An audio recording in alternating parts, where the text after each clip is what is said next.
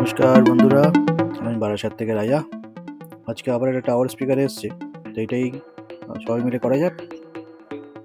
এটার অনেকগুলো প্রবলেম, প্রচণ্ড ঝরঝর করে আওয়াজ হচ্ছে, প্লাস উফার বাজছে না, আর সামনের দিকটা প্রচণ্ড ময়লা হয়েছে। এই পাখাটা আজকে আমি আগে লাগিয়েছিলাম আগে, তো হওয়ার কথা না কিছু, কিন্তু ব্যাপারটা হচ্ছে ইঁদুরে কেটেছে।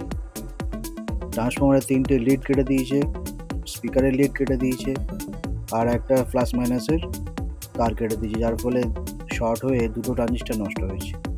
তো দুটো অরিজিনাল লাগিয়ে দিলাম, একটা কোম্পানির, যারা ট্রানজিস্টার তৈরি করে সেরকম একটা কোম্পানির লাগালাম যাতে টেকে।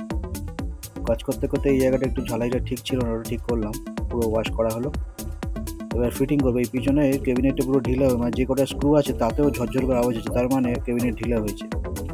তো এটাতে এক্সট্রা স্ক্রু আমাকে দিয়ে পুরো ফিটিংসটা করতে হবে, যার ফলে একটু সময় লাগবে। ভিডিওটা দেখবেন, কারণ আমরা পরিষ্কার পরিচ্ছন্ন কীভাবে করি সেটাও দেখাচ্ছি এর মধ্যে।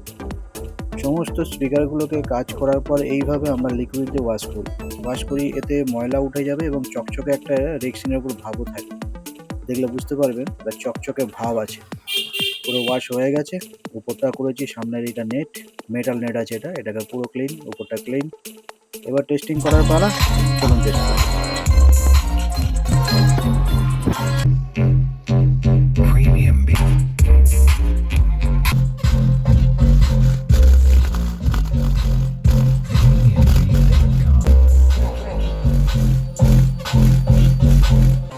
তাহলে বন্ধুরা, আজকের মতো আসি, দেখা হবে পরের ভিডিও।